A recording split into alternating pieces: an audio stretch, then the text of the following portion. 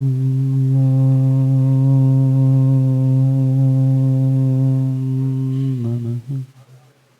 सिद्धेभ्यः।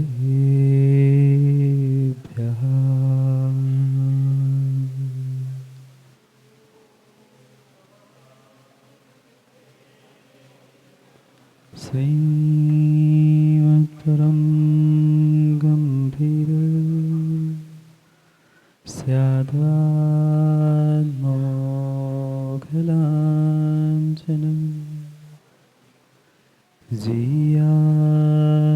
त्रैलोक्यनाथस्य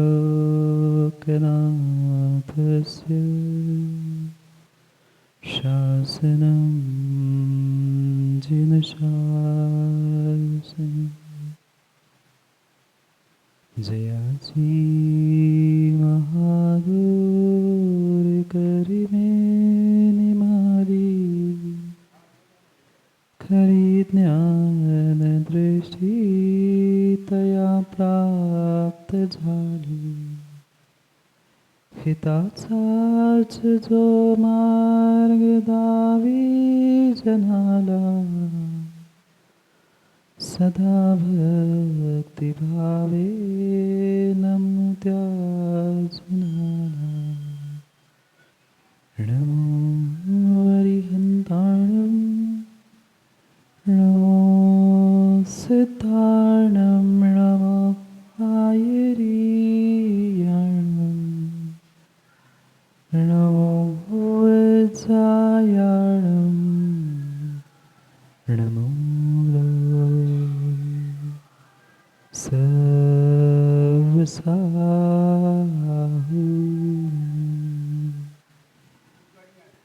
अनंत अनंत परम सिद्ध भगवान की 1008 श्री आदिनाथ भगवान की परम पूज्य आचार्य भगवान कुंद कुंद स्वामी की परम पूज्य आचार्य भगवान गणाचार्य विराग सागर जी महाराज की परम पूज्य आचार्य भगवान पट्टाचार्य गुरुवर विशुद्ध सागर जी महाराज की परम पूज्य आचार्य विद्यासागर जी महाराज की सनातन जैन धर्म की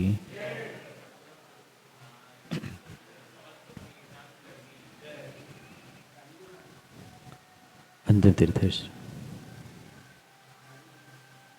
वर्धमान स्वामी के शासन में हमसे विराजते हैं और उनकी ये पावन पीयूष देशना हम सभी के लिए परम उपकारी है। अनादिकाल से हमारी इस आत्मा में जो जन्म जरा और मृत्यु रूपी रोग लगे, उन रोगों का उपशमन करने वाली कोई परम औषधि है तो वह एकमात्र जिनवाणी है। भव्यात्मा, जब किसी जीव का सातिशय पुण्य उदय में आता है तब उसे किसी निर्ग्रंथ गुरु के दर्शन होते और ये बारसी वालों के सौभाग्य नहीं महासौभाग्य के क्षण है जहाँ मात्र निर्ग्रंथ गुरु के दर्शन ही नहीं अपितु निर्ग्रंथ गुरु के संगम और मिलन को देखने का आप लोगों को सौभाग्य मिला। क्योंकि जहाँ जड़ जल मिलता है, दो नदियों का संगम होता है, वहाँ तो व्यक्ति दौड़कर पहुँचता है कि त्रिवेणी संगम है, नदी का संगम है और यहाँ साक्षात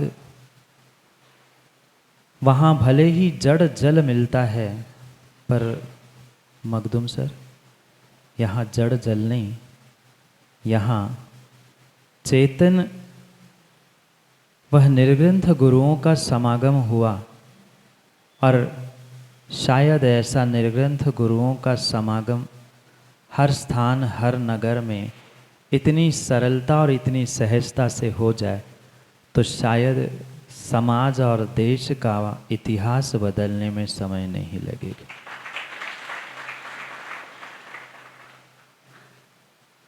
कुछ दिनों से हम चर्चा कर रहे थे अनंत दुखों के बारे में। इन अनंत दुखों के अंत का एकमात्र कार्य, एकमात्र कारण था, हमें अपने आप को समझना था, अपनी गलती को समझना था। जिस दिन, जिस समय, जिस वक्त व्यक्ति को अपने गलती का एहसास हो जाएगा, शायद उस दिन, उसी समय से, उसी क्षण से उसे शांति और सुख की अनुभूति होगी। ये बहुत बड़ा रहस्य जीव आज तक समझ नहीं पाया है कि संसार में उसे जो भी सुख दुख मिला वह मात्र और मात्र स्वयं के कारण से मिला। कर्ता है कर्मणाम भोक्ता तत्फलानाम सेवतु बहिरंतर उपायाभ्याम तेषा मुक्तत्वमेव। आचार्य भट्ट अकलंग स्वामी स्वरूप संबोधन ग्रंथ में स्वरूप का ही संबोधन करते हुए कह रहे हैं कि ज्ञानियों, अगर इस संसार में सुख दुख का कर्ता तू है तो सुख दुख का भोक्ता भी तू स्वयं है। और मात्र सुख दुख का कर्ता भोक्ता ही नहीं, इन सुख दुख से कभी छुटकारा प्राप्त करने का पुरुषार्थ करके इससे मुक्ति प्राप्त करने वाला भी कोई है तो तू स्वयं है। ये छोटी सी बात और ये छोटा सा रहस्य ही जीव आज तक समझ नहीं पाया है, जिस कारण से पुनः पुनः पुनः पुनः इस संसार में उसे दुखी होना पड़ रहा है। और दुख से बचने का एकमात्र उपाय है कि अपनी गलती का एहसास हो जाना। शायद आज तक इस अनंत संसार में जीव ने जो दुख भोगा है, उस दुख के पीछे का कारण मात्र और मात्र इतना सा है कि उस दुख के कारण के पीछे का कारण उसे पता नहीं है, जो कि स्वयं के पास है। दुख नहीं है ना पाटिल सर? घर परिवार में दुख नहीं है? कोई कितना भी कुछ कह दे, पर हकीकत यही है कि संसार का दूसरा नाम दुख है और दुख का दूसरा नाम संसार है। भले ही सुख सुविधाओं के कितने ही साधन तुम अपने पास जोड़ लेना, पर पक्का मान लेना इन सुख सुविधाओं के साधनों से मात्र किसी प्रकार से सुख मिले जरूरी नहीं है। करोड़पति व्यक्ति है, पर डॉक्टर ने कहा है शक्कर, डायबिटीज हो गया। अब डॉक्टर ने कहा गद्दे पे सोना नहीं है, पटिए पे सो, स्पॉन्डिलिसिस और पता नहीं आज की कौन सी बीमारियां हो गई। ये व्यक्ति के अंतरंग पुण्य पाप के उदय से होने वाली क्रियाएं हैं जो उसे सुख दुख दे रही है। और ये भी ध्यान रखना, कोई कर्म तुम्हारे लिए सुख दुख नहीं दे रहा है। कर्म का आश्रय बंध तुमने ही अपने जीवन में किया था, जो आज मात्र उदय में आ रहा है। ये कहीं न कहीं विवेक व्यक्ति को जागृत करने की आवश्यकता है।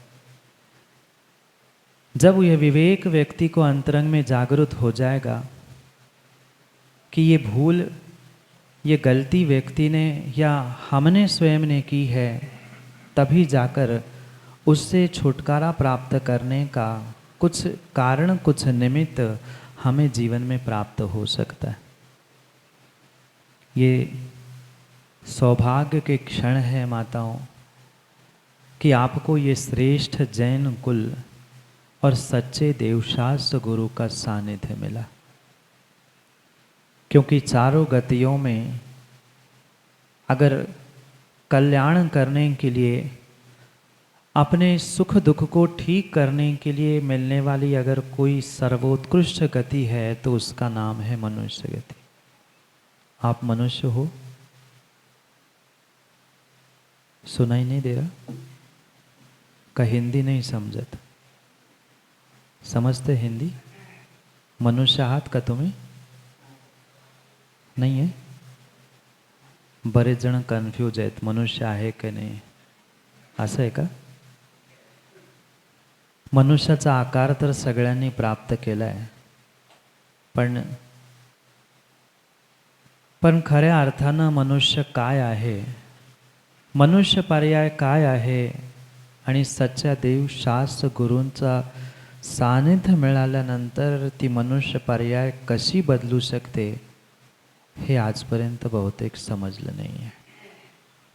2 हात, 2 पाय आणि 1 डोकं असून कोणी मनुष्य होतं का? बोला ना. मौन आहे का तुमचं? मौन नाही का? काय नाही आहे? फक्त मनुष्याचा आकार तुम्ही प्राप्त केला आहे, पर खऱ्या अर्थानं समजायची आवश्यकता आहे की आम्ही खरे मनुष्य आहोत की कपड्याच्या दुकानाच्या बाहेर नाही बघितलं? तुमच्यापेक्षा सुंदर कपडे घालून तुम्ही तर कधी पार्टी वेअर म्हणून ते घालता आणि ते तर रोज स्टॅच्यू घालून उभारले. सुंदर कपडे घालून कोणी मनुष्य बनेल जरुरी नाही आहे. सोळ्याचे धोती दुपट्टे घालून तुम्ही धर्मात्मा बनाल हे पण जरुरी नाही आहे.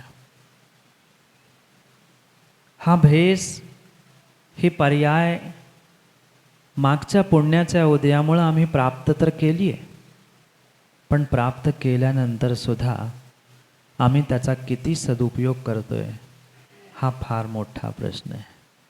आणि सदुपयोग करण्याचा तर विचार लांबचा आहे. सदुपयोग करण्याचा विचार तर लांबचा आहे. बऱ्याच लोकांना हे माहीतच नाही आहे की आम्ही मनुष्य आहोत. बऱ्याच लोकांना हे माहीतच नाही आहे की आम्ही जैन आहोत. बऱ्याच लोकांना हे माहीतच नाही आहे की आम्ही सच्चे ते खऱ्या देवशास्त्र गुरूंचे भक्त आहोत. माहिती आहे? व्यावहारिकता आणि फॉर्मॅलिटी करायसाठी केलेल्या गोष्टी वेगळ्या असतात आणि अंतरंग श्रद्धा आणि समर्पण बरोबर घेऊन केलेलं कार्य काही वेगळंच असतं. असं नाही आहे की आजपर्यंत आम्ही धर्म नाही केला, आजपर्यंत मनुष्य नाही झालो, पहिल्यांदा मनुष्य झालो का? नाही. या खोट्या काळात सुद्धा आम्ही मनुष्य बनलोय, जैन कुल प्राप्त केलंय, म्हणजे राहुल नक्कीच आम्ही मागच्या जन्मात काहीतरी पुण्य केलंय. मागच्या जन्मात पण कधी आम्ही मनुष्य असेन, खऱ्या देवशास्त्र गुरूंची आराधना, साधना, तपस्या, त्यांची सेवा वैयावृत्ती केली, ज्याच्यामुळं आज आम्हाला हे निमित्त मिळालंय. पण पुन्हा पुन्हा पुन्हा पुन्हा मी हीच गोष्ट सांगतोय 3 दिवसापासून की हे मिळालेले साधन फक्त आणि फक्त मागच्या पुण्याचे फळ आहे. वर्तमानात आम्ही तेवढं पुण्य करत नाही आहे.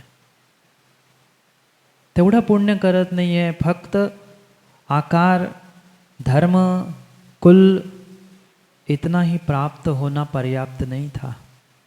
ये तो पिछले पुण्य से हमने प्राप्त कर ही लिया, पर इस मनुष्य पर्याय को पुनः प्राप्त करते हुए अपने कल्याण की भूमिका को या अपने आप के कल्याण को प्राप्त करने के लिए हमें इस पर्याय में भी पुरुषार्थ करना होगा.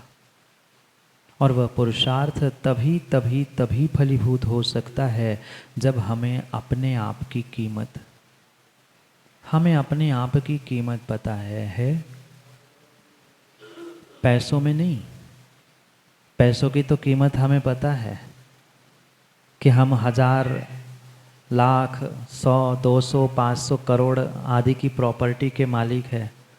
पर इतना बाहर की धन दौलत और प्रॉपर्टी की मालकियत से काम होने वाला नहीं है. मैं एक इंसान हूँ, मैं एक श्रावक हूँ, मैं एक जैन कुल में जन्मा हुआ सच्चा देवशास्त्र गुरु का भक्त हूँ. इसका जब तक बोध नहीं होगा तब तक ये बाहर के सब साधन जो प्राप्त किए हैं माँ, ये सब व्यर्थ है. कीमत है? नहीं है. आयु के कितने निषेक हमारे विषय कषाय और पापों में हमने गंवा दिए। 40, 50, 60, 70, 80 के भी पार हम हो गए होंगे, पर फिर भी ये विवेक अभी तक जागृत नहीं हुआ कि हमें मिला हुआ समय, हमें मिली हुई ये आयु के निषेक, हम इसका उपयोग कहाँ कर रहे हैं। क्योंकि अगली बार पुनः मनुष्य बने, मनुष्य पर्याय मिले, इसका कोई भरोसा नहीं है, इसका कोई भरोसा नहीं है। जो भी मेरे साथ हो रहा है अच्छा बुरा, उसका पूरा पूरा पूरा निर्णय मुझे स्वयं से करना है कि मुझे मिले हुए इस पर्याय से, मिले हुए इन साधनों का सदुपयोग कैसे करना है। कौन आएगा? कोई भगवान आएंगे समझाने? कोई गुरु समझा सकते हैं, पर समझना नहीं समझना ये दादा आपके हाथ में है। क्या आज पहली बार गुरु मिले? क्या बारसी में पहली बार कोई संघ आया है? नहीं। महाराज कितने आए और कितने चले गए, कितनों को तो वो भी नहीं पता कि कितने आए और कितने चले गए। समझाने का काम तो देवशास्त्र गुरु के निमित्त से किया जा सकता है, पर समझना नहीं समझना, बदलाव करना नहीं करना, ये मेरे हाथ में है। जो भी सुख मुझे मिला है, जो भी दुख मुझे मिला है, वह मात्र और मात्र मेरे स्वयं के कारण से ही मिला है। जो जो जैसा जैसा मैं कर रहा हूँ, वैसा वैसा ही फल मुझे मिल रहा है। ये संसार के दुखों को कम करने का और संसार के दुखों से बचने का सर्वश्रेष्ठ उपाय हो सकता है। और यही भूल अनादि से जीव करता आ रहा है कि गलती करता स्वयं है और कोसता दूसरे को है। जब तक स्वयं की गलती का एहसास स्वयं को नहीं होगा, स्वयं की गलती को सुधारने के लिए स्वयं को गलती को समझने का प्रयास नहीं किया जाएगा, तब तक पक्का मानना कभी दूसरा आके परिस्थिति बदलने वाला नहीं है। उन परिस्थितियों को बदलने के लिए सबसे पहले हमें अपने मनस्थिति को बदलना होगा। और वह मनस्थिति कोई दूसरा आके बदलने वाला नहीं है, मुझे स्वयं ही उस मनस्थिति को बदलना होगा। और जब हम उस मनस्थिति को बदलने के लिए प्रयास करेंगे या मनस्थिति को बदलने का विचार करेंगे, तभी जाके कुछ बदलाव हमारे स्वयं में, हमारे जीवन में हो सकता है। आप लोग नहीं चाहते सुखी हो जाए? तुम्हाला नाही वाटत आपण सुखी व्हावं? कोण कोण सुखी व्हाय वाटतंय? नाही, बस 2-4 लोकांचेच हात वर होत आहे. वाटतं तर सगळ्यांना सुखी व्हावं वाटतं, पण सुखी व्हायचा विचार फक्त करून काम होणार आहे? जेवण करायचंय असं म्हणून पोट भरणार का? कधीच नाही भरत. जेवण करण्यासाठी जेवण बनवावं लागतं, खावं लागतं, पचवावं लागतं. त्याच प्रकारे सुखी व्हायसाठी आपल्याला सुखी व्हायचा प्रयत्न पण करावा लागतो. आणि मला स्वतःला सुखी व्हायचं आहे, तर पहिल्या दुसऱ्यांच्या सुखाबद्दल विचार करणं पण आवश्यक आहे. आज प्रत्येक व्यक्ती स्वतःच्या सुखासाठी दुसऱ्यांच्या सुखांचा किती विचार करतो, हा फार मोठा प्रश्न आहे. व्यक्ती स्वतः तर सुखी होऊ पाहतो, पण दुसऱ्यांना सुख देता नाही. आज व्यक्ती स्वतःच्या सुखासाठी दुसऱ्यांना किती आणि किती दुःख देतोय, हा स्वतःलाच विचार करायची आवश्यकता आहे. जेवढं सुख स्वतःच्या सुखात नाही आहे, इथं बसलेल्यांना थोडंफार तर सुख असेल ना? नाही आहे सुख? थोडंसं नावाला, म्हणायला, लोकांना दाखवायला पुरतं तर आहे ना. घरात कशी स्थिती असो, बाहेर काय दाखवतो? बाहेर तर आम्ही असं दाखवतो की आमच्यासारखा सुखी कोणीच नाही आहे, आणि कुणी विचारलं तरी असं बनवून दाखवतो, अरे काय मस्त व्यवस्था आहे. पण स्वतःला विचारा की खरंच आम्ही किती सुखी आहे. पण प्रश्न होता, नावाला तर आम्ही सुखी आहे, ज्या नावासाठी आम्ही सुखी आहे, ज्याच्या म्हणण्यासाठी लोकांसाठी सुखी आहे, थोडंसं सुख पण मानलं, पण आपल्या सुखाने आम्ही किती सुखी आहे आणि दुसऱ्यांच्या दुःखाने आम्ही किती सुखी आहे. नाही समजलं का? नाही समजलं? आता समजेल. व्यक्ती स्वतःच्या सुखात कमी सुखी आहे आणि दुसऱ्यांच्या किती हुशार आहेत बघा. सांगायची गरजच नाही पडली. आम्हाला स्वतःचं सुख कमी अनुभवायला मिळतं आणि दुसऱ्यांना दुःख झालं की त्याचा आनंद आम्हाला सगळ्यात जास्त येतो. आपल्याला स्वतःला सुखी व्हायसाठी दुसऱ्यांना सुखी करण्याचा विचार करणं आवश्यक आहे.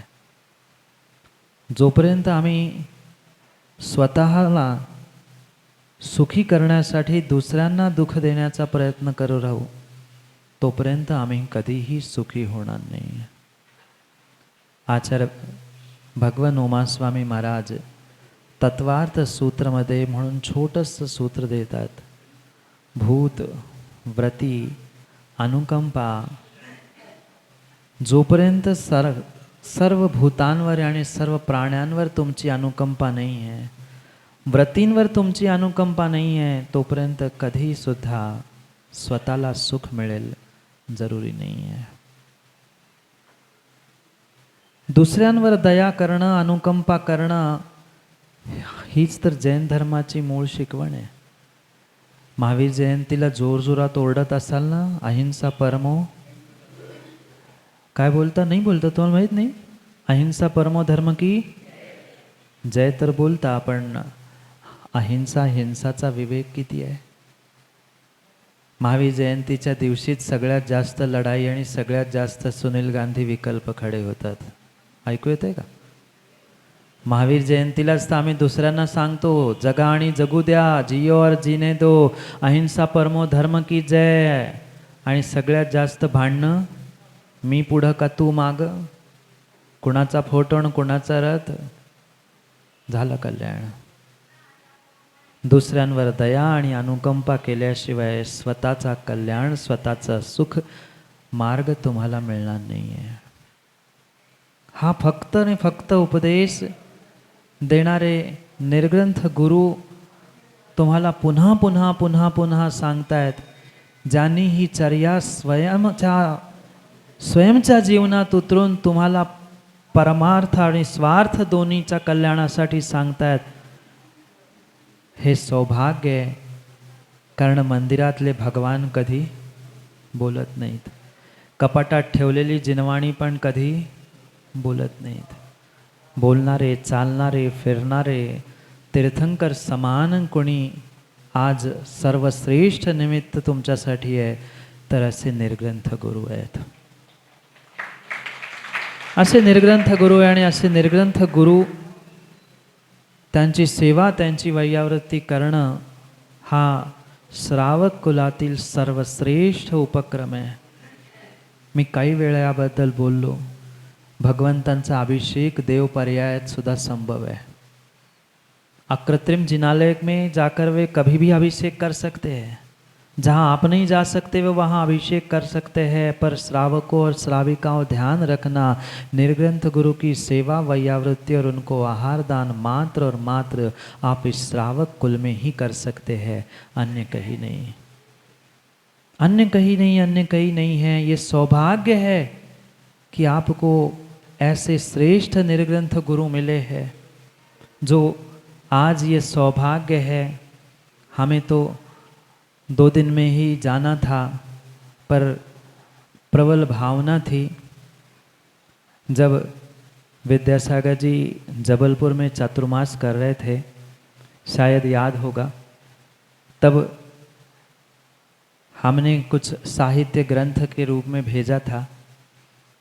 नमोस्तु के साथ तब समाचार था कि आसपास कहीं हो तो क्या मिल सकते हैं पता नहीं. तब का नियोग नहीं होगा, कुछ बार्शी शहर का ही कुछ ऐसा नियोग होगा कि कहीं एमपी में मिलना था पर महाराष्ट्र की इस बार्शी में मिलना हुआ।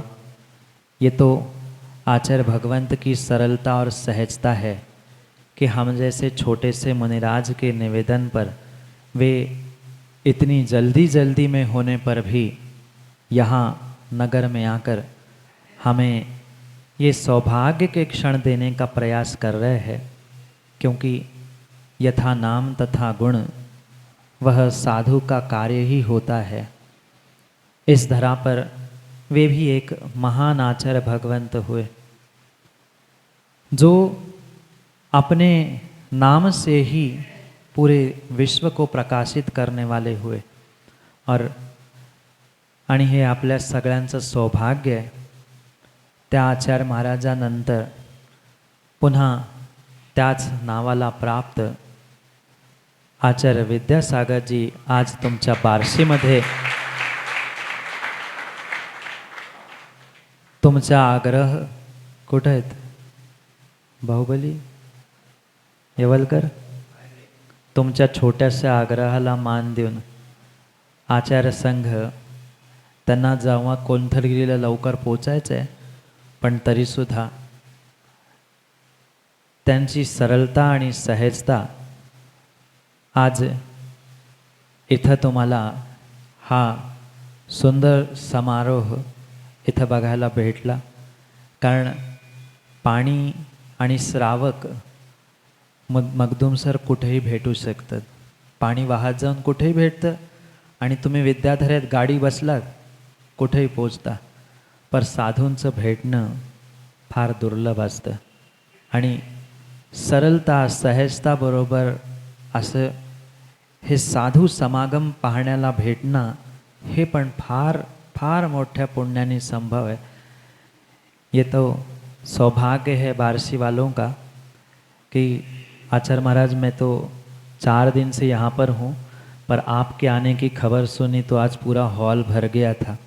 ये तो पता नहीं कि बहुत सारे लोग तो 2 दिन से देख रहे थे 4 दिन से कि आने वालों को थोड़ा सा समय कम मिल रहा था, जागने में टाइम लगता है, मैंने ऐसे सुना था, पर शायद जगाने के लिए ही आचार्य महाराज आए हैं। और यहाँ से कुंथलगिरी दूर नहीं है, येवलकर जी प्रयास कर लेना कि 2-4 दिन बार्शी वालों को साथ सब निमित्त मिले, कम से कम रोज़ हॉल भला रहे तो मंदिर की दीवारों को भी लगे कि हाँ भाई यहाँ मंदिर भी है और कोई श्रावक आते भी है, थोड़ा उनको भी अच्छा लगे। जो यह सौभाग्य है, निमित्त है, क्योंकि साधु की सरलता और सहजता ही उसे ऊंचाइयों की ओर ले जाने के लिए निमित्त बनती है। आचार्य भगवान की ये सरलता सहजता जो आप हम सभी को यहाँ एक साथ बैठने के लिए निमित्त बनी है, ये सौभाग्य के क्षण है। और मैं तो जब से गुरु आज्ञा से इस महाराष्ट्र की धरा की ओर आगे बढ़ रहा था, कहाँ थे, कौन से महाराज जी थे प्रणत सागर जी? परतवाड़ा में मिले थे, संघ के ही थे। जैसे ही आचार्य श्री के पास से आचार्य श्री समाचार आया कि संभावित चातुर्मास, सुनील गांधी, संभावित चातुर्मास सोलापुर की ओर जैसे ही विहार किया, तब परतवाड़ा से ही आचार्य श्री का पत्र पढ़ के सबको समाचार दिया। और जैसे ही बाहर निकले, आचार्य संघ के ही एक मुनिराज और किसी मुनिराज के साथ हमें बाहर मिले। ये सबसे बड़ा मंगल आगम में कहा जाता है कि सभी मंगलों में सर्वश्रेष्ठ मंगल दिगंबर गुरु के दर्शन होते हैं। परतवाड़ा में मुक्तागिरी से निकलकर, मुक्तागिरी की तलहटी में परतवाड़ा था, वहाँ जैसे ही निकले वहाँ आचार्य संघ के 2 मुनिराजों का दर्शन हुआ।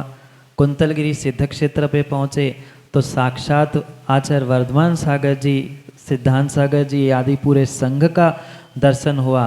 और पुनः सोलापुर शहर में भले ही प्रवेश नहीं हो, पर सोलापुर जिले में प्रवेश होते ही आचार्य विद्यासागर जी के दर्शन हुए। इससे बड़ा सौभाग्य और इससे बड़ा महाभाग्य और क्या हो सकता है। क्योंकि आचार्य भगवंतों ने लिखा है, पद्मनि राजहंसस्य दिगंबर तपोधना यत्र यत्र विचरते तत्र तत्र सुभिक्ष निश्चया।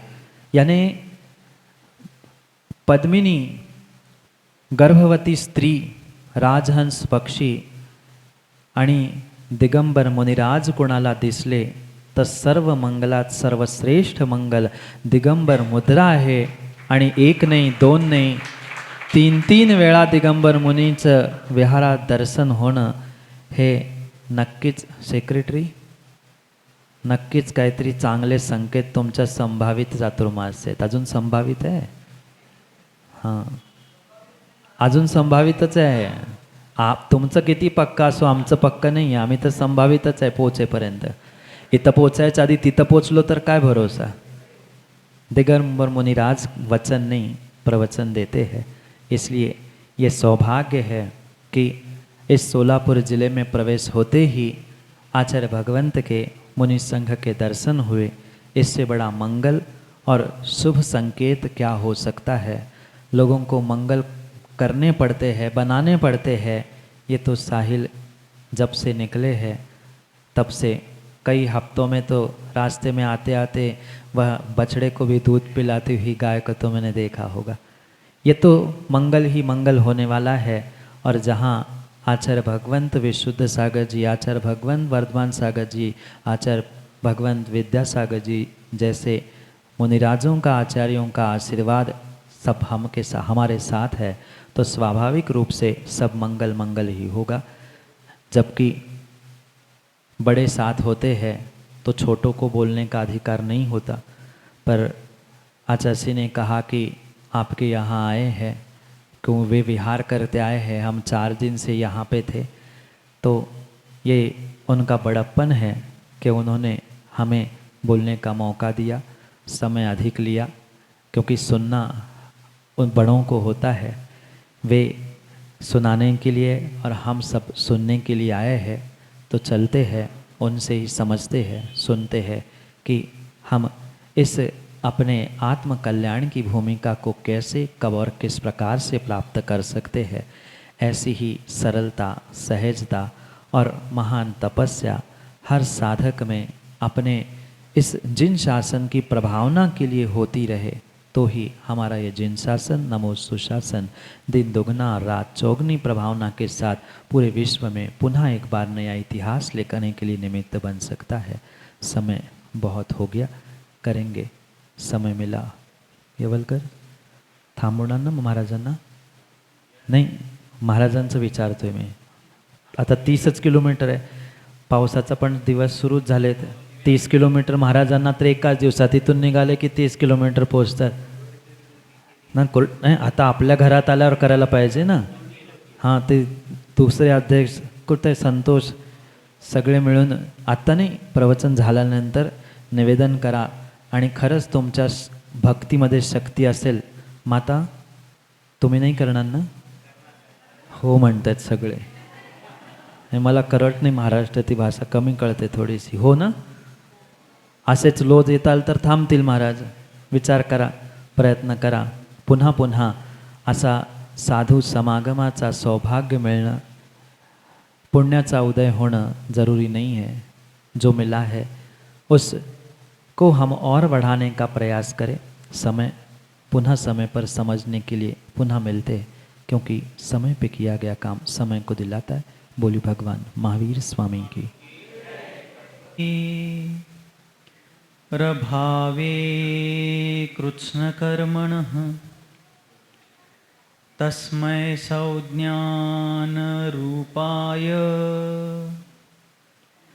नमोस्तु परमात्मने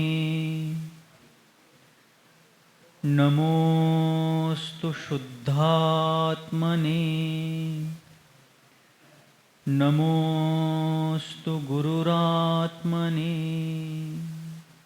पंचपरमेष्ठी भगवान की, द्वादशांग जिनवानी माता की, परम पूज्य अध्यात्म महर्षि आचार्य भगवान श्री पूज्यपाद जी मुनि महाराज की, चारित्र्य चक्रवर्ती मुनिकुल पितामह योगींद्र चूड़ामणि धर्म साम्राज्य नायक 20वीं शताब्दी के प्रथम आचार्य भगवान श्री शांति सागर जी मुनि महाराज की, दीक्षा गुरु शांत मूर्ति वात्सल्य रत्नाकर गुरुवर आचार्य भगवान श्री सन्मति सागर जी मुनि महाराज की, परम पूज्य आचार्य भगवान श्री विद्यासागर जी मुनि महाराज की, परम पूज्य आचार्य वर्य श्री वर्धमान सागर जी मुनि महाराज की, अहिंसा परमो धर्म की।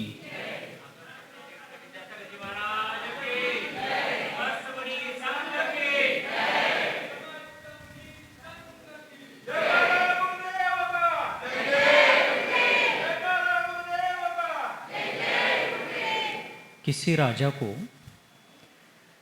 यदि हाथी चाहिए हो, हाथी की आवश्यकता हो, तो वह बड़े हाथी को पाने का प्रयास नहीं करता। जंगल में जाकर राजा के लोग हाथी के छोटे से बच्चे को, उसके बछड़े को पकड़ने का प्रयास करते हैं। बच्चा हो तो भी वो हाथी का बच्चा है, और जब उसको पकड़ा जाता है, पकड़ करके उसको गजशाला में लाया जाता है, उपाश्रम में लाया जाता है, ला करके उस गज शावक को बड़े बड़े मोटे मोटे रस्सों से और लोह श्रृंखलाओं से, जंजीरों से बांधा जाता है। हाथी का वह छोटा सा बालक जिसने जन्म लेने के बाद बंधन के पहले तक स्वतंत्रता की सांस ली थी, मुक्त स्वच्छंद विचरण किया था, जिसको बंधन का बोझ मालूम नहीं था, परतंत्रता की घुटन जिसको अपरिचित थी, ऐसा वह हाथी का बच्चा जब बांधा जाता है बहुत दुखी हो जाता है, क्योंकि बंधन किसी को भी रुचता, किसी भी प्रकार का बंधन हो। किंतु संस्कृत नीतिकारों ने एक जगह पर कहा, अनाश्रिता लता स्वयमेव लीयते। क्या कहा है? अनाश्रिता लता स्वयमेव लीयते। छोटी सी बेल होती है, लता वेल असते ना छोटी सी, बीज बोने के बाद जब वो अंकुरित हो जाता है, पल्लवित होने लगता है, और जब वह वृद्धिंगत होने वाली बेल जिसको किसी प्रकार का आश्रय आधार नहीं है, वो जमीन पर गिरती है, उसको दीमक लगती है, कीटक लगते हैं, और वह लता अल्प आयु में ही नष्ट हो जाती है। स्वयमेव लीयते।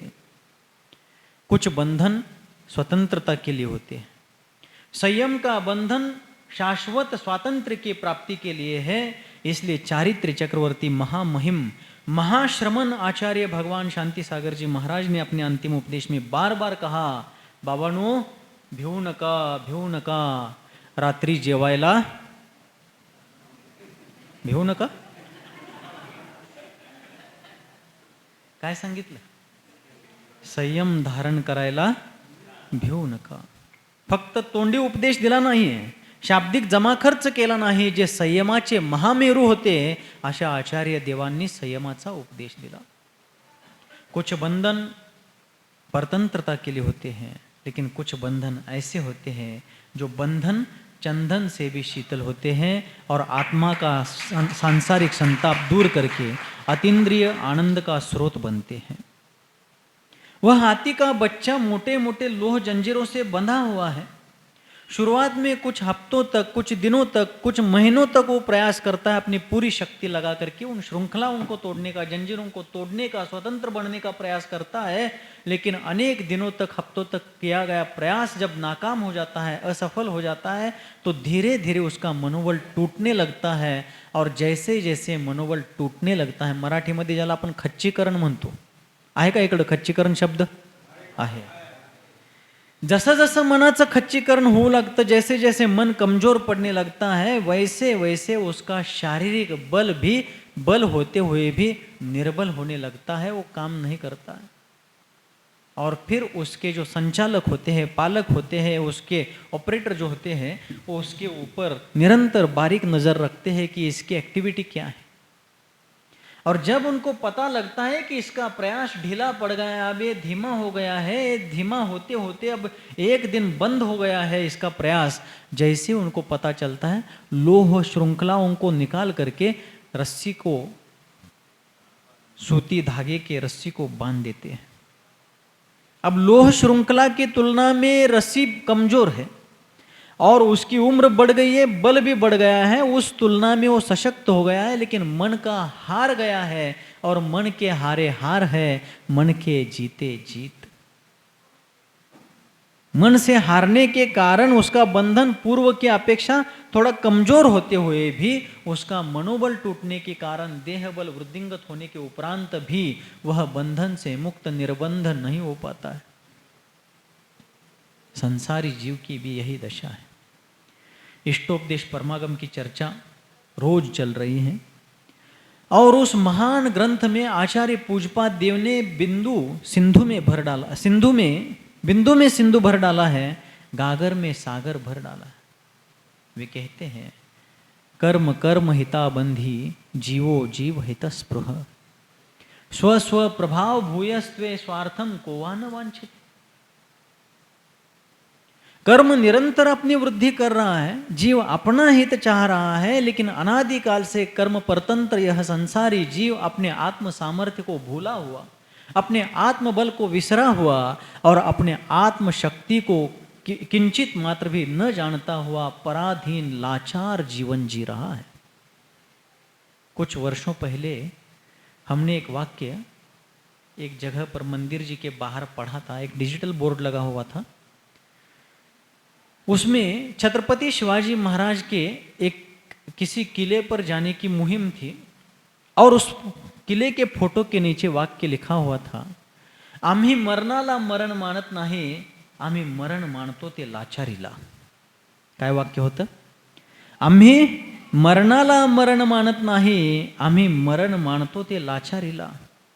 स्वाभिमान से मरा हुआ व्यक्ति भी पिछली पीढ़ियों को, वंशजों को अभिमान का कारण बनता है और लाचारी से जीने वाला व्यक्ति भी उसके आने वाले पीढ़ियों के लिए अत्यंत शर्मिंदगी का कारण बनता है। संसारी जीव आज तक लाचार बना हुआ है। अनंतानंत धी शक्ति ही स्वसंवेद्यो चल स्थिति। अनंतानंत ज्ञान, केवल ज्ञान का और अनंत वीर्य अनंत बल का स्वामी होते हुए भी यह अत्यंत दुखिया बना हुआ है। कर्माधीन बुद्धि है। कर्मानुसारी बुद्धि के आधार पर अपना जीवन जीने वाला जीव धर्म के अनुसार अपने आप को ढालने का प्रयास नहीं करता, और जब करता है तो वह बहिरात्मा से अंतरात्मा होता हुआ निश्चित ही अल्पकाल में परमात्मा बन जाता है। प्रत्येक जीव में परमात्मा बनने की क्षमता है। ऐका लागलाय सगळे? कंटाळा आलाय? गोष्ट सांगू राजा राणीची? त्याला पण डिमांड आहे।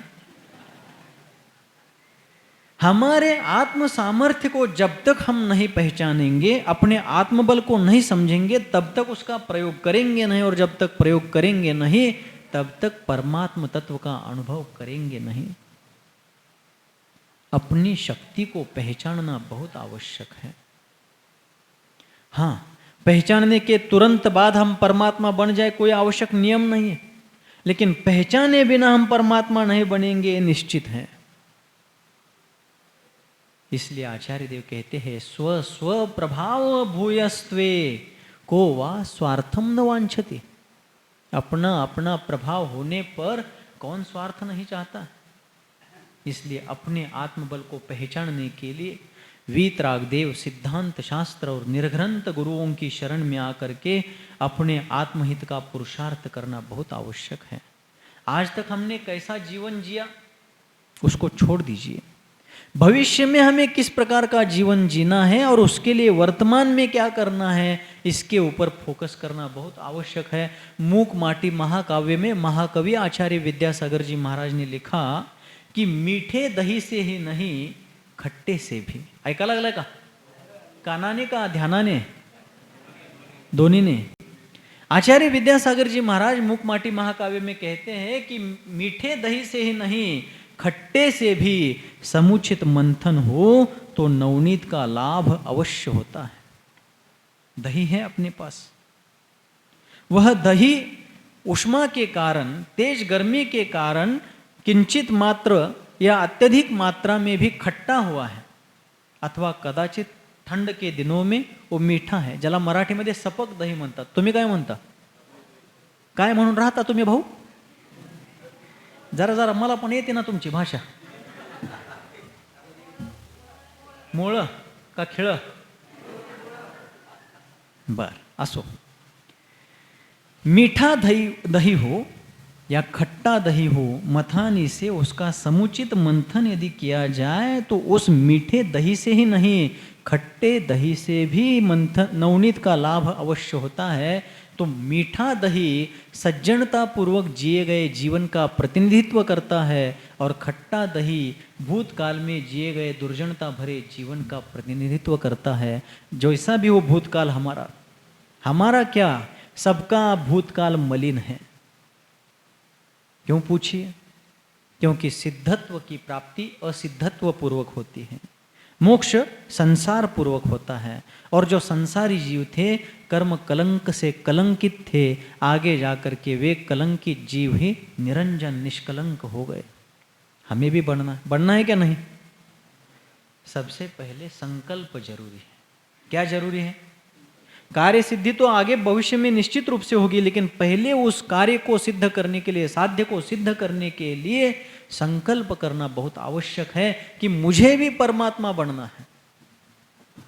आज तक संसार में भटकते हुए अनादिकाल से हम अज्ञान, असंयम, अंधश्रद्धा इत्यादि कारणों से कर्म का आश्रव बंध करते हुए अपने सुख दुख के स्वयं उत्तरदायी रहे. जैसे कि अभी पूज्य मुनिवर श्री सुप्रभ सागर जी महाराज कह रहे थे, हमारे जीवन के उत्थान पतन, उन्नति अवनति, अच्छे बुरे के सारे दायित्व हमारे स्वयं के हैं.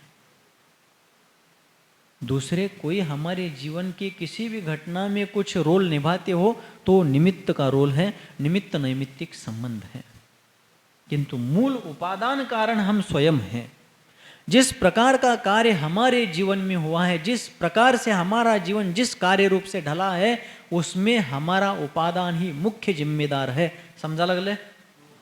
इसलिए जिम्मेदारी को निश्चित करने का हम प्रयास करें. हम स्वयं अपने जीवन के जिम्मेदार है. तूच आहेस तुझ्या जीवनाचा काय अभ्यास आहे बघा की. फार चांगली गोष्ट आहे. आणि म्हणून आपल्याला आपलं जीवनशिल्प घडवायचं असेल तर त्याच्यासाठी जिनवानीचं अवजार हातामध्ये घेऊन आपल्याला आपल्या जीवनाला टाके पाडावे लागतील, पैलू घडवावे लागतील. आपल्यामधूनच परमात्मा प्रगट होणार आहे. प्रत्येकामध्ये ती शक्ती विद्यमान आहे.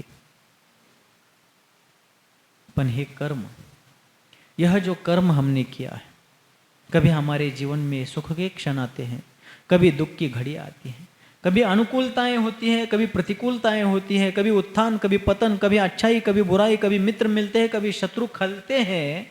ऐसा सब होता है. इसमें कारण हमारा अंतरंग निमित्त कारण जो कर्म है और उपादान कारण जो अपना आत्म तत्व है, यह मुख्य जिम्मेदार है. मुख्य जिम्मेदार तो अपना उपादान ही है. हमने जैसा किया वैसा कर्म संचय हुआ है. कर्म तो सेकेंडरी है, प्राधान्य तो अपने उपादान की. अपने अपने स्थान पर मूल्य सबका है. मराठी साहित्यकारों ने, जैन विद्वानों ने वैराग्य मणिमाला में कुछ पंक्तियां लिखी जिनका बार बार उल्लेख हमारे भाग्य विधाता सन्मति सागर आचार्य देव प्रवचनों में करते थे कि हमारे जीवन में घटने वाली इन सभी घटनाओं का मूल कारण क्या है. सुखी कुणाला करितात भोग, दुखी कुणाल सुखी कुणाला करितात भोग, दुखी कुणाला करितात रोग. चिंताग्नी कोणास सदैव जाळी, कोणा मिळे साखर भात पोळी. असे जगाचे दिसते स्वरूप, याला असे कारण पुण्य पाप. या सगळ्याला कारण काय? सुखी कुणाला करितात भोग. अभी महाराज जी कह रहे थे कि किसी के पास करोड़ों अरबों खरबों की अगण्य संपदा है और ऐसी संपदा होते हुए भी डॉक्टर ने उसको कहा है कि तुम सिर्फ मूंग का पानी पीना है, जिसमें किसी प्रकार का बघार नहीं डाला हो, कसल्याही प्रकारची फोडणी नसावी. फोडणी बऱ्याच प्रकारची आहे हो, फक्त भाजीलाच फोडणी घालतात असं काही नाही. घराघरात पण फोडणी घालतात लोक, नहीं का? डॉक्टर ने कहा है तुम्हारे अरबों की संपत्ति तुम्हारे पास, लेकिन मूंग का बिना मिर्च मसाले का पानी, नमक मिर्च का बिना डाला हुआ पानी सेवन करना है। दुखी कोणाला करितात रोग, सुखी कोणाला करितात भोग। चिंता अग्नि कोणास सदैव जाळी, कोई है जो रात दिन चिंता की अग्नि में जल रहा है। किसी किसी को चिंता है कल क्या क्या पहनना है, अलमारी में इतने सारे वस्त्र हैं, और वो व्यक्ति चिंता करता है कि कल इसमें से कौन कौन सा पहनना है और कौन कौन सा छोड़ना है। और दूसरा एक दुर्भागी जीव चिंता मग्न है कि कल क्या पहन करके अपने आबरू की, अपनी इज्जत की रक्षा करना है। कोई चिंतित है कि डाइनिंग टेबल पर इतना सारा 56 भोग व्यंजन रखा हुआ है, इसमें से क्या क्या छोड़ो और क्या क्या खाऊं, इसकी चिंता में कोई है। और दूसरा कोई है कि पेट की अग्नि को मिटाने के लिए, पोटाचा खळगा भरण्यासाठी आज काय खायचं। चिंताग्नी कोणास सदैव जाळी, कोणा मिळे साखर भात पोळी। असे जगाचे दिसते स्वरूप, याला असे कारण पुण्य पाप। इन सबके पीछे कर्म सिद्धांत कारणभूत है। हर जीव का अपना किया हुआ कर्म कारणभूत है। देखिए कर्म का संयोग कैसा है। भगवान वृषभदेव वर्तमान 24 के प्रथम तीर्थंकर, आद्य धर्मतीर्थ प्रवर्तक, उनको 101 पुत्र हुए, 2 पुत्रियां हुई, लेकिन सभी पुत्रों का पुण्य समान नहीं था। एक पुण्य सभी पुत्र पुत्रियों का समान था कि उनको तीर्थंकर की संतान बनने का सौभाग्य मिला, लेकिन बाकी बल, बुद्धि, साम्राज्य, वैभव, ऐश्वर्य, आयु इत्यादि के बारे में उनका पुण्य अलग अलग स्तर का था। भगवान वृषभदेव के एक पुत्र शतखंड के स्वामी भरत चक्रवर्ती बने। दूसरे पुत्र इस युग के प्रथम कामदेव तो बने, लेकिन चक्रवर्ती नहीं बन पाए। संयोग देखिए, सारा विस्तार से बताने के लिए अभी समय नहीं है अपने पास। लेकिन जब बड़े भ्राता ने जमीन के छोटे से टुकड़े के लिए छोटे भाई पर अपना चक्र रत्न चला दिया, पुण्य पाप का खेल देखिए। बाहुबली का पुण्य प्रताप ऐसा था कि चक्रवर्ती को भी पराजित करने इतना बाहुबल उनके पास था, इतना पुण्य उनके पास था कि षटखंडाधिपति को भी वो मल्ल युद्ध, जल युद्ध और दृष्टि युद्ध में पराजित कर देते। इतना ही नहीं, चक्रवर्ती का चक्र रत्न भी उनके अधीन हो जाए, इतना पुण्य बाहुबली का था। लेकिन चक्र रत्न अधीन होने के उपरांत भी चक्रवर्ती बनने जैसा पुण्य उनके पास नहीं था। और पराजित होने के बाद भी चक्रवर्ती बनकर के सार्वभौमिक साम्राज्य के एक छत्री शासक बनने का सौभाग्य और पुण्य भरत चक्रवर्ती के पाले में था। पुण्य आया कहां से? डीमार्ट से, बिग बाजार से, किसी मार्केट से नहीं। काय वाङ्मनः कर्मयोगः स आश्रवः शुभः पुण्यस्याशुभः पापस्य। मिथ्या दर्शनावृत्ति प्रमाद कषाय योगा बंध हेतवः। ये सब उस पुण्य पाप के संचय के कारण है, प्रत्यय है, हेतु है। और हर जीव अपने शुभाशुभ परिणाम, शुभाशुभ क्रिया और शुभाशुभ भावों के द्वारा प्रति समय कर्म का आश्रव बंध करता रहता है। नेमिचंद्र सिद्धांत चक्रवर्ती आचार्य देव ने गोमठ सार कर्म कांड में कहा कि प्रति समय प्रत्येक जीव सिद्ध राशि का अनंतवा भाग और अभव्य राशि के अनंत गुणे कार्मण वर्गणाओं का संचय नूतन कर्म के रूप में करता रहता है। प्रत्येक समय में इतने कर्म का आश्रव बंद होता रहता है, और जैसे उसके भाव और क्रिया हो उसके अनुसार पुण्य पाप में वो कर्म वर्गणाएं कर्म रूप से प्रकृति, प्रदेश, स्थिति, अनुभाग के माध्यम से विभाजित होती है। इसलिए हमें जागृति पूर्वक अपने आत्महित दक्ष होते हुए, अपने आत्म कल्याण के लिए सजग होते हुए अपने कदम उठाने, अपना कार्य करना। जीवन का प्रत्येक क्षण निरंतर हमें मृत्यु की ओर ले बढ़ रहा है। आज दिनांक 24, 13 दिन पहले हम लोग यहां से 250 किलोमीटर, लगभग 250 किलोमीटर दूर थे। प्रचंड धूप, प्रचंड उष्मा, ऐसी सारी परिस्थितियां थी। लेकिन फिर भी धीरे धीरे चलते चलते आज हम जहां से चले, सांगली से, 6 मई 2026 से 11 मई 2026 तक शेठ राधा दावड़ा दिगंबर जैन बोर्डिंग आदिनाथ दिगंबर जैन मंदिर का पंचकल्याणक संपन्न करके हम लोग उसी दिन शाम को निकले। धीरे धीरे चलते चलते क्यों ना हो, आज हम 250 किलोमीटर दूर आए। जहाँ से निकले वहाँ से 250 किलोमीटर दूर आए। वैसे ही प्रति क्षण हमें समझ में भी नहीं आ रहा है, लेकिन हम मृत्यु के निकट जा रहे हैं। किसके निकट जा रहे हैं बोलिए? डर लग रहा है? डरने से मृत्यू तो दूर नहीं होगी। घाबरल्यानं मरण सुटणार म्हणून घाबरायचं नाही। काय करायचं नाही? रडत रडत जगण्यापेक्षा मृत्यूबरोबर लढत लढत जगायचं आणि बाभळीच्या लाकडासारखं कुजत कुजत मरण्यापेक्षा चंदनाच्या लाकडासारखं झिजत झिजत मरायचं आणि आपला मोक्ष मार्ग प्रशस्त करायचा। बाभळीचं लाकूड कुजून जातं, चंदनाचं लाकूड झिजून जातं, पण झिजून सुद्धा त्याचा सुगंध कित्येक काळापर्यंत दरवळत राहतो। ज्या सिद्धक्षेत्रावरती आम्ही चाललेलो आहोत ती भूमी फक्त सिद्धभूमी नाही आहे, महाश्रमण महामहिम चारित्र्य चक्रवर्ती आचार्य देवांची समाधीभूमी देखील आहे। त्यांना जाऊन आज 70-72 वर्षे झाली, पण आजही त्यांच्या साधनेचा सुगंध सर्वत्र दरवळतो आहे। म्हणून असा देह लाभावा, असा जीवन लाभावं की देहाचा चंदन व्हावा, असं जीवन लाभावं की देहाचा चंदन व्हावा। आयुष्य संपलं तरी सुगंध दरवळत राहावा, आयुष्य संपलं तरी सुगंध दरवळत राहावा। त्यांचं आयुष्य संपून दशकं झाली, पण त्यांच्या संयम साधनेचा सुगंध आजही माणसाला मोक्ष मार्गाची प्रेरणा देतो आहे। तर चला आपणही जाऊया। महाराज, आम्हीच तुम्हाला अडवा लागलो आणि तुम्ही आम्हालाच घेऊन चालला।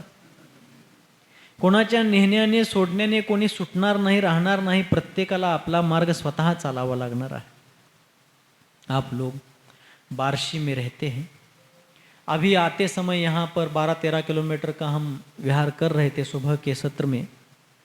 ऐसे ही बात बात में बार्शी किस जिले में आती है वगैरह चर्चा चल रही थी। तो उसी समय आपके नगर के एक सज्जन ने कहा कि बार्शी को एमएलए एक जिले के हैं और एमपी एक जिले के हैं, अर्थात सांसद खासदार एका जिल्ह्याचे आहेत आणि आमदार एका जिल्ह्याचे आहेत। आणि बोलता बोलता ते पुढे म्हणाले बार्शी बेवारशी। काय म्हणाले? बार्शी बेवारशी। मैं कहना चाहता हूँ बार्शी बेवारशी नहीं है, बार्शी हम सभी लोग अनादिकाल से बेवारसी थे, लेकिन इस जीवन में वीतरागदेव सिद्धांत शास्त्र और निर्ग्रंथ गुरुओं के वारसदार बने हुए हैं।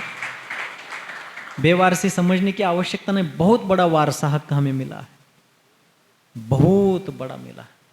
राग सहित जग में रुल्यो, मिले सरागी देव, वीतराग भेट्यो अबे, मेटो राग कुटे। कुछ दिन पहले सांगली के आसपास रहते हुए मैंने कहा था एक प्रवचन में कि हम अनादिकाल से रागी द्वेषी थे, आज भी हम रागी द्वेषी हैं। अनादिकाल से हम लोग रागी द्वेषी थे, आज भी हम रागी द्वेषी हैं। फिर भी आज इस जीवन में हमारा सौभाग्य है कि अनादि से आज तक रागी द्वेषी होते हुए भी इस जीवन में वीतराग की शरण हमें प्राप्त हुई है। इससे बड़ा कोई सौभाग्य नहीं है। इसलिए हम लोग वीतराग देव सिद्धांत शास्त्र और निर्ग्रंथ गुरु पंच परमेष्ठि और नव देवताओं की शरण में आकर के अपने मोक्ष मार्ग को प्रशस्त करने का प्रयास करें। बहुत दुर्लभता से मिला हुआ है, बहुत कठिनता से मिला हुआ है। आज आपके इस बार्शी नगरी में पूज्य मुनिश्री सुप्रभ सागर जी महाराज सत्संग, जो कि आचार्य विशुद्ध सागर जी महाराज से दीक्षित हैं, इनसे मिलने का पुण्य क्षण आज इस जीवन में आया। देखिए, दुनिया में रोज हजारों लाखों लोग एकमेक को मिलते हैं, लेकिन निर्ग्रंथ साधुओं का मिलना बहुत दुर्लभ है। नारायण श्री कृष्ण, जिन्होंने महाभारत के युद्ध के प्रसंग में युद्ध प्रारंभ के पहले ही प्रतिज्ञा की थी कि इस युद्ध में मैं उतरूंगा, लेकिन किसी प्रकार का शस्त्र हाथ में नहीं लूंगा। अर्जुन के नंदी घोष रथ का मात्र सारथ्य करूंगा, रथ संचालन करूंगा, लेकिन किसी प्रकार का शस्त्र लेकर के युद्ध में उतरूंगा नहीं, योद्धा बनूंगा नहीं। कौरवों की सेना बड़ी थी, पांडवों के पास उनकी तुलना में आधी से भी कम सेना थी। पांडव चिंता में थे कि कौरवों की इस अजेय अजस्र सेना के सामने हम कैसे टिक पाएंगे। फिर भी आचार्य विद्यासागर जी महाराज का एक दोहा इस प्रसंग में प्रासंगिक है। जय और पराजय भौतिक शक्ति के आधार पर नहीं होता, धर्म के आश्रय से जय पराजित निश्चित होता है। सुनिए, आचार्य विद्यासागर जी महाराज ने एक दोहा लिखा, उन्नत बनने नत बनो, लघु से राघव होए। उन्नत बनने के लिए क्या बनना चाहिए? नत, नम्रीभूत होना चाहिए, विनयशील होना चाहिए, अकड़ करके अहंकार से किसी का भला, क्योंकि अकडना मुर्दों की पहचान है। ताठणे कशाची ओळख आहे हो? काय ताठतंय? मड, प्रेत। अकडना मुर्दों की खास पहचान है। उन्नत बनने नत बनो, उन्नत बनना है तो नत अर्थात नम्र बनना चाहिए।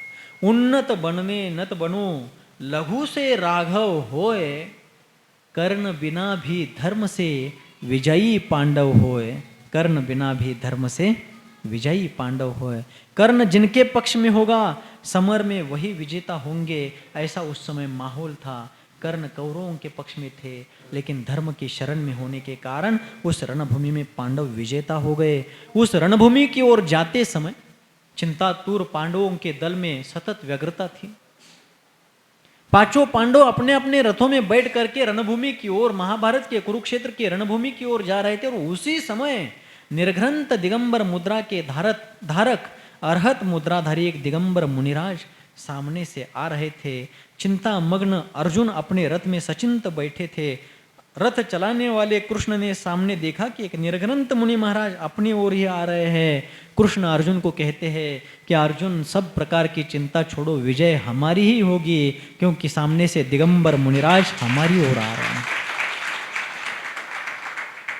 वैसा ही हुआ। अनेक औक्षहीने सेना लेकर के आए हुए कौरवों को पांडवों ने सहज हरा दिया। कर्ण बिना भी धर्म से विजयी पांडव हुए। हम भी सिद्ध क्षेत्र कुंतलगिरी, जहां देशभूषण कुलभूषण इन दोनों राजपुत्रों ने अपने राज्य वैभव का त्याग करके निर्घ्रंत दिगंबर मुनि मुद्रा को धारण करके अत्यंत महान साधना को स्वीकार किया, घोर उपसर्ग को सहन किया। राम लक्ष्मणों ने उनका उपसर्ग दूर कर दिया। कैवल्य को प्राप्त होने के उपरांत धर्म प्रभावना करते करते विहार करके वे दोनों धर्म भ्राता, धर्म बंधु, सगे भाई कुंतलगिरी पर आए। वहीं से निर्वाण को प्राप्त हुए, जहाँ पर अनेक साधकों ने, मुनिवरों ने अपने जीवन रूपी मंदिर के संयम रूपी शिखर पर सल्लेखना का रत्न कलश चढ़ाया, और जिसमें चारित्र चक्रवर्ती महामहिम आचार्य देव भी अग्रगण्य रहे। ऐसी भूमि की ओर जाते समय जब हम पंढरपुर के आसपास थे, पंढरपुर पास करके शेठफल के आसपास आए थे, उस समय समाचार मिला कुंतलगिरी से हमारे सिद्धांत सागर जी महाराज ने हमें संदेश भेजा कि यहाँ से मुनिवर श्री सुप्रभ सागर जी महाराज विहार करके सोलापुर जा रहे हैं और आपसे मिलना चाहते हैं, और वे बार्शी तरफ जा रहे हैं। आप माढ़ा तरफ से ना आते हुए बार्शी तरफ से आएंगे तो उनकी भी भावना पूरी होंगी। आप इस तरफ से आएंगे तो अच्छा रहेगा, ऐसा उन्होंने भी संकेत किया। महाराज के भी संकेत लेकर के बार्शी के लोग हमारे पास कुर्डुवाड़ी के कुर्डुवाड़ी में आए थे शायद, बरोबर? हाँ। और फिर थोड़ा सा अंतर हमारा बढ़ रहा था, जमीन का अंतर बढ़ रहा था, लेकिन निर्घ्रंतों के बीच का अंतर यदि घट जाता है तो इससे बड़ा सौभाग्य क्या है? क्योंकि संत मिलते हैं तो संस्कृति मिलती है। संत मिलते हैं तो संस्कृति मिलती है, संस्कृति की उन्नति होती है। संतों के मिलने से समाज में प्रभावना होती है, वात्सल्य अंग का विस्तार होता है। संत परस्पर सम्मुख हो जाते हैं तो धर्माचरण में वृद्धि हो जाती है, और संत ही यदि विमुख होने लगे तो धर्म के ओर आने वाले लोग भी परस्पर विमुख होने लगते हैं। अतः यह बहुत आवश्यक है। आज के काल में दिशा समाज को देने वाले साधु संत यदि एक हो जाए तो समाज को एक होने में देर नहीं लगेगी। वास्तव में देखा जाए, यदि सत्य कहूँ, और सत्य ही कहना चाहिए और सत्य ही कहते हैं, कहेंगे, देखा जाए तो गृहस्थ लोग जो है, जैन गृहस्थ, वे ना दिगंबर है ना श्वेतांबर है। गृहस्थ लोग, जैन गृहस्थ लोग ना 13पंथी है ना 20पंथी है। वास्तव में साधुओं ने अपने आप को 13पंथी और 20पंथी, दिगंबर और श्वेतांबर मान लिया। इस कारण उनके अनुयायियों को अपने आप को वैसा मानना पड़ा। सभी साधक यदि वीतराग पंथ के, आगम पंथ के पथिक बन जाए तो ना दिगंबर ना श्वेतांबर ना 13पंथी ना 20पंथी, सब आगम पंथी बन करके मुक्ति पथ के पथिक बनेंगे। इससे बड़ा दूसरा कोई लाभ नहीं होगा। साधु संतों का मन मुटाव दूर हो जाए तो समाज को एक होने में देर नहीं लगेगी। महाराज जी अभी मिले, उन्होंने कहा कि महाराज कितने सहज है, सरल है, होना ही चाहिए। यदि साधु संत सहज और सरल नहीं होंगे तो फिर वो सरलता का उपदेश क्या देंगे। लेकिन उनका विनय, उनकी नम्रता वास्तव में प्रेरणास्पद है। कन्नड़ में एक कहावत है, कन्नड़ भाषा में, कन्नड़ आती है क्या आप लोगों को? सोलापुर जिला तो कर्नाटक से लगा हुआ है। कन्नड़ ಬರಂಗಿಲ್ಲ? ಸ್ವಲ್ಪ ಸ್ವಲ್ಪ ಬರುತ್ತದೆ. ಯಾರಿಗೆ ಸ್ವಲ್ಪ ಸ್ವಲ್ಪ ಬರುತ್ತದೆ, ಯಾರಿಗೆ ಒಟ್ಟ ಸ್ವಲ್ಪನೂ ಬರಂಗಿಲ್ಲ. ನನಗೂ ಸ್ವಲ್ಪ ಸ್ವಲ್ಪ ಬರುತ್ತದೆ, ಬಡಂಗದಾಗಿನ ಬಮುಕಾಳ. ಸ್ವಲ್ಪನೂ ಇಲ್ಲ. ಆದರೆ ನಾ ಹೇಳಿಕೊಡುತ್ತೇನೆ, ಕನ್ನಡದಲ್ಲಿ ನಮ್ಮ ಹಿರಿಯರು ಒಂದು ಭಾಳ ಚೆನ್ನಾಗಿ ಗಾದೆಯ ಮಾತು ಹೇಳಿರುತ್ತಾರೆ. ಏನಂದ್ರೆ, अंगळ ಮ್ಯಾಗಿಂದ मनी शोभा तिळुತ್ತದೆ. म्हणजे काय? नाही कळलं? कन्नड भाषेला जिलेबी म्हणला तरी जिलेबी कडू नसते, ती गोडच असते. तशी कन्नड सुद्धा फार गोड भाषा आहे. पूर्वजांनी कन्नड भाषेमध्ये एक म्हण सांगितली की अंगणावरून घरातली शोभा कळत असते, तसं साधूच्या आचरणावरून त्याच्या साधुत्वाचं स्तर काय आहे तो कळत असतो. त्यांची नम्रता, त्यांची शालीनता, त्यांची सात्विकता त्यांच्या कृतीवरून लक्षात येत असते. एका नीतिकारांनी एका ठिकाणी संस्कृतमध्ये एक श्लोक सांगितला. नीतिकारोने संस्कृत में एक श्लोक कहा, शैले शैलेन माणिक्यम मौक्तिकम न गजे गजे, साधवो नहीं सर्वत्रम चंदनम नहीं वने वने. प्रत्येक जंगल में हजारों लाखों वृक्ष होते, लेकिन चंदन के पेड़ नहीं होते हर जंगल में. पर्वत अनेकों है, लेकिन हर पर्वत पर मानिक मोती नहीं होते. दुनिया में हजारों लाखों हाथियों के झुंड है, लेकिन हर हाथी के गंडस्थल में गजमुक्ता नहीं होती. उसी प्रकार दुनिया में करोड़ों अरबों लोग हैं, लेकिन साधुत्व को धारण करने वाले, अरहत मुद्रा को धारण करने वाले साधु सर्वत्र नहीं होते, वे कहीं कहीं पर होते हैं. आज यहाँ पर दो संघों का मिलन हुआ. दो संघ क्या कहे, वास्तव में महावीर स्वामी के आचार्य परंपरा में, शिष्य परंपरा में चले आई हुई ये धारा है. इसी की शाखाएं हैं. संघ तो एक ही है, उसकी शाखा उपशाखाएं भरपूर है. उसमें से ही दो साधुओं का आज यहाँ पर मिलन हुआ. साधुओं का मिलना समाज को प्रेरणा देने वाला है. महाराज जी का शालीन व्यक्तित्व, उच्च विद्या विभूषित होते हुए भी उनकी नम्रता, सहजता, ज्ञान की गंभीरता और ज्ञान पिपासुता वास्तव में हम सब के लिए प्रेरणास्पद है. उनका स्वास्थ्य, उनके साथ वाले जो महाराज जी का नाम प्रणत सागर जी. व्यक्ति को नत होना चाहिए, लेकिन वे नत नहीं है, प्रणत हैं. प्र यानी श्रेष्ठ. और क्षुल्लक महाराज इस उम्र में भी, कितनी उम्र है महाराज की? 60 के आसपास की लगती हैं, 58 साल की हैं. हमारे गुरु महाराज सन्मति सागर आचार्य देव ने उम्र के 68वें साल क्षुल्लक दीक्षा ली, 74वें साल मुनि बने और 75वें वर्ष आचार्य पद का कंटीला मुकुट, स्वर्ण मुकुट अपने मस्तक पर धारण करके अपनी शोभा नहीं बढ़ाई, बल्कि उस आचार्यत्व की शोभा बढ़ाई. ऐसे साधुओं के कारण ही जिन शासन जीवंत है, सर्वत्र महिमावंत है. इसलिए आप सभी का भी कर्तव्य बनता है कि जिस प्रकार साधु जिन धर्म की प्रभावना कर रहे हैं, आप लोग भी अपने अपने शक्ति अनुसार, भूमिका के अनुसार जिन धर्म की प्रभावना में अपना योगदान देवें. छोटे बच्चों के ऊपर संस्कार देने का प्रयास करें. युवा पीढ़ी व्यसनाधीन नहीं होगी, इसके लिए सजग रहे. हमारी बालिकाएं जैन कुल का त्याग नहीं करेंगे, इसलिए आँखों में तेल डाल करके, डोळ्यात तेल घालून म्हणतात ना, डोळ्यांची मशाल आणि छातीची ढाल करून आपल्या या धर्मदुर्गाची रक्षा केली पाहिजे. और साथ साथ और एक बात पर फोकस करके मैं रुकूंगा। 2026 और 27 में भारत सरकार के द्वारा जनगणना की जा रही है, की जाने वाली है। सभी का कर्तव्य है, धर्मो रक्षति रक्षितः। धर्म है तो हम है तो धर्म है।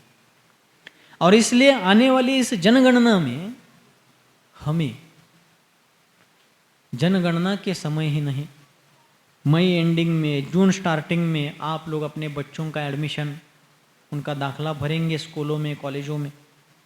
अपने अपने हर घर के सदस्य के नाम के आगे पहले जैन लिखना है, फिर आपका सरनेम जो कुछ भी है वो लिखना है। कौन कौन लिखेंगे?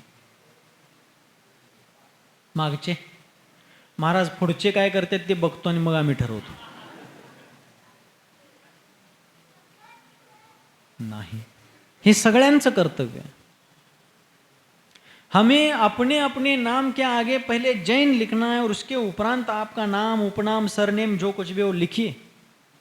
और जनगणना के कॉलम में आने वाले सरकारी अधिकारी जब लिखेंगे, पूछेंगे, तो सजगता पूर्वक अपना नाम लिखते समय नाम के आगे जैन लिखना है, लिखवाना है. लिखने वाले अधिकारी जैन ही लिख रहे हैं क्या अपने मन के हिसाब से मनमानी काम कर रहे हैं, ये भी वहां पर आंखों में तेल डाल करके देखना है.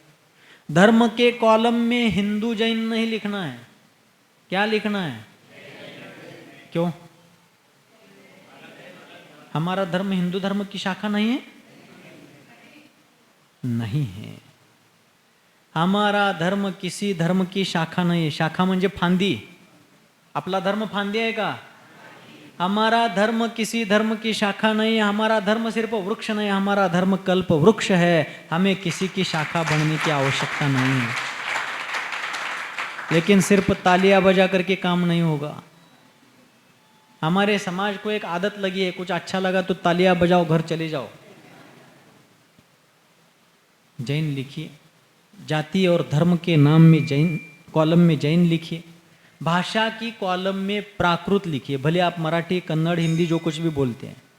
प्राकृत लिखने के कारण प्राकृत भाषी लोगों की संख्या देख करके सरकार को भी प्राकृत भाषा, प्राकृत संस्कृति और प्राकृत ग्रंथों की रक्षा के लिए काम करना पड़ता है.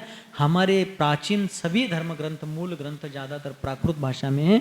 सरकार भी जिम्मेदारी लेकर के उन ग्रंथों की रक्षा करने के लिए एक्टिव हो जाए. इसके लिए भाषा के कॉलम में प्राकृत लिखना है और जाति के, धर्म के कॉलम में सिर्फ जैन लिखना है. हिंदू जैन लिखना. हाँ, हिंदू हमारे बंधु हैं, उनको हमारे प्रति आदर है, हमें उनके प्रति आदर है. वे हमारा सहयोग करते हैं, हम उनका करते रहेंगे. लेकिन हम हिंदू धर्म की शाखा, हम स्वतंत्र वृक्ष नहीं, कल्प वृक्ष हैं. पक्का? जिनको जानकारी है वे तो करेंगे, लेकिन जिनको इस बात की जानकारी नहीं, उन तक ये जानकारी पहुंचा करके जागृति लानी है. क्योंकि भारतवर्ष में सिर्फ 40 लाख 50 लाख जैन है, ये भ्रम है. कम से कम 2.5 से 3 करोड़ जैन हमारे भारत में होने चाहिए.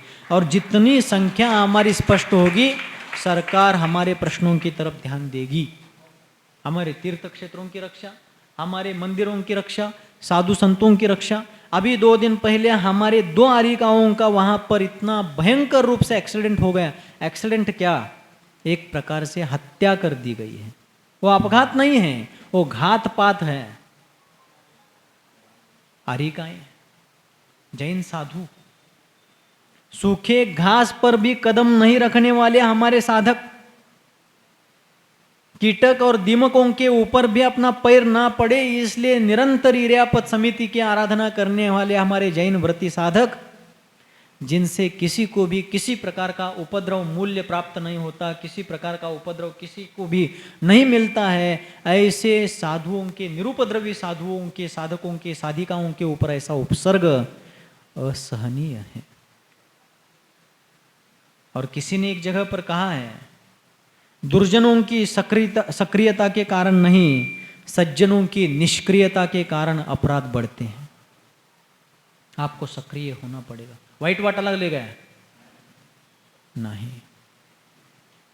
बार्शीचे शाळू, शाळूच ना, ज्वारी, बार्शीचे ज्वारी शाळू हे मोत्यासारखे आहेत असे म्हणले जाते. पण बार्शीचे शाळू हे मोत्यासारखे असले तरी भारताचे साधू हे रत्नासारखे आहेत, त्यांचं रक्षण करणे हे तुमचं कर्तव्य आहे. खाणीमध्ये मिळालेली रत्न ही अचेतन आहेत, ही रत्न सचेतन आहेत. यांच्या प्रकाशानं संस्कृती तळपते आहे, भारतीय संस्कृतीला उजाळा मिळतो आहे. त्यांची रक्षा करणं श्रावकांचा धर्म आहे. दो आरिका है जो अपने गुरु से दीक्षित होकर के, विश्व के महानतम आचार्य देव से दीक्षित होकर के अपने मोक्ष मार्ग की आराधना गुरु के आज्ञा अनुसार, शास्त्र के आदेश के अनुसार कर रही थी, अपने अपने मार्ग पर चल रही थी. किसी को उनसे कोई कष्ट नहीं था. लेकिन उस व्यक्ति ने, हाँ उनके भी कर्म का उदय था, कर्म सिद्धांत आखिरकार वही आएगा. वो व्यक्ति तो निमित्त है. ये निमित्त नैमित्तिक संबंध सैद्धांतिक दृष्टि से हुआ, लेकिन लोक व्यवहार और कुछ अलग प्रकार का भी होता है. लोक व्यवहार भी अपनी जगह पर महत्वपूर्ण है. सिर्फ कर्म सिद्धांत कह करके, अध्यात्म और कर्म सिद्धांत कह करके काम नहीं चलेगा, वो अपने स्थान पर है ही. लेकिन लोक व्यवहार में जहाँ जो कर्तव्य है वहाँ पर वो करना गृहस्थों का अपनी भूमिका के अनुसार दायित्व है, साधुओं का अपनी भूमिका के अनुसार दायित्व है. सबको करना चाहिए. ऐसी आरिकाएँ, ऐसी साधिकाएँ बार बार नहीं मिलती है. ऐसे साधक पुनः पुनः नहीं होते हैं. उनका रक्षण करना हम सबका कर्तव्य है. तो आइए हम सभी इन सबका कर्तव्य, अपना अपना कर्तव्य पालन करेंगे. आने वाली इस जनगणना में हम ये सिद्ध करके रहेंगे कि भारतवर्ष में जैन समाज लाखों में नहीं करोड़ों में है, समर्थ है, सक्षम है और भारत को विश्व गुरु बनाने में बड़ी भूमिका निभाने वाला है. ये जैन समाज है. ये सिद्ध करने का अवसर आया है, प्रसंग आया है. तो हम सभी अपने अपने धार्मिक, सामाजिक, राष्ट्रीय कर्तव्यों को निभाते हुए अपने परमार्थ को साधने का अपना मुख्य कर्तव्य पालते हुए अपने मार्ग पर आगे बढ़ेंगे. इन्हीं मंगलमय भावों के साथ जिनके हृदय रूपी पद्म सरोवर से विश्वव्यापी वात्सल्य की लोक कल्याणकारिणी धर्मगंगा सर्वजन सुखाय और सर्वजन हिताय इस लोकोत्तर भावना से निरंतर और निर्व्याज रूप से बहती है, जो वर्तमान धर्मतीर्थादि नायक भगवान सन्मतिनाथ के लघुनंदन है, जो चारित्र्य चक्रवर्ती आचार्य भगवान श्री शांति सागर जी महामुनिराज की मूल संघ आचार्य परंपरा के आभूषण स्वरूप है, जिनका जीवन मानवता का मानदंड और उदारता का उदाहरण है, मूलाचार ही जिनका साधन है और समय सार ही जिनका साध्य है, जो धर्मरथ के समर्थ सारथी हैं, संसार समुद्र में डूबने वालों के लिए जो अभेद्य धर्मनौका है, अज्ञान अंधकार में भटकने वालों के लिए जो रत्नत्रय के रत्नदीप है, जिनका जीवन सहजता और सरलता के कारण सुंदरता से भी सुंदर है, ऐसे मेरे जीवन के सर्वे सर्वा भाग्य विधाता सन्मति सागर आचार्य देव के त्रिभुवन सुंदर लोकपूज्य चरण कमलों में यही प्रार्थना करता हूँ कि हे गुरुदेव, सभी की मति सन्मति हो और सभी की गति पंचम गति मोक्ष गति हो. इन्हीं मंगलमय भावों के साथ बोलिए गुरुवर आचार्य भगवान श्री सन्मति सागर जी मुनि महाराज की जिनवानी.